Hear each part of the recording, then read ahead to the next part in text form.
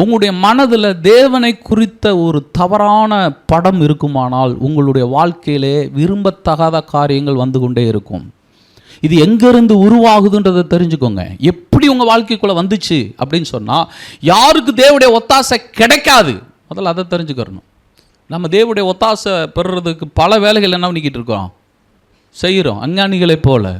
விஞ்ஞானிகள் தேவனிடத்துலேருந்து இறக்கம் பெறதுக்கு என்னென்ன செய்கிறாங்கன்னா என்னென்னமோ பண்ணுறாங்க, 1008 வேலையை செஞ்சு காட்டுறாங்க. நான் சொல்லுகிற அருமையான தேவனுடைய பிள்ளைகளே, உங்களுக்காகவும் எனக்காகவும் 2025 ஆண்டுகளுக்கு முன்னாடி இறங்கிட்டார். அவர் இறங்கிட்டார். அவர் உங்களுக்காக இறங்கி வந்தவர். உங்களை மீட்பதற்காக இறங்கி வந்திருக்கிறார். உங்களை ரட்சிப்பதற்காக இறங்கி வந்திருக்கிறார்.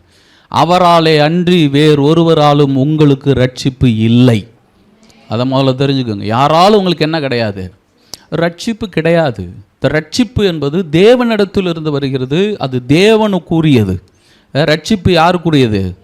சத்தமாக சொல்லுங்க, வாசி பாருங்க. சங்கீதத்தினுடைய புத்தகத்துக்கு திருப்புங்கள், 3ஆம் அதிகாரம் 8ஆம் வசனம்.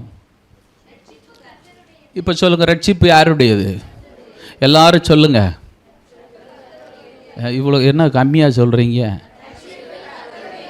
ரட்சிப்பு பாஸ்டருடையது.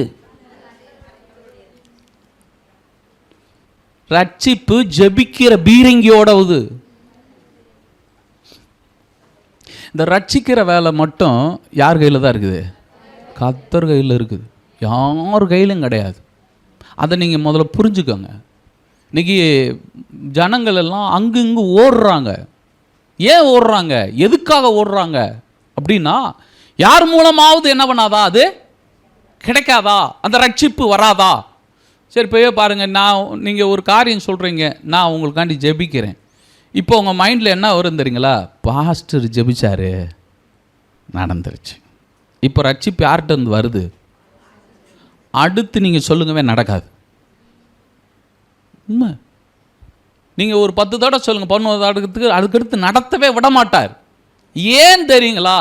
இது தேவனே பர்பஸாக செய்கிறார். ஏன்னா உங்களுடைய இருதயத்துக்குள்ள இவர்கிட்ட இருந்து வருது அப்படின்ற எண்ணம் வரக்கூடாது.